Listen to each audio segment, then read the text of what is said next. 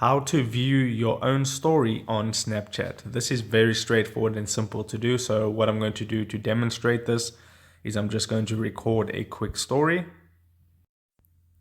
So I'm just recording something real quick, just like that. And then you can decorate it or anything like that. And then just tap on send to at the bottom right-hand corner.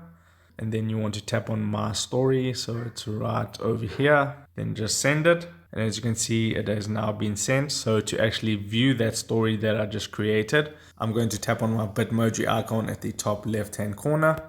And this is the new layout. So it's going to look slightly different to how it used to look. But as you can see here, it says my story, and you can see the story I just created. So you can just tap on that and then view your own story. And that's pretty much how you do it.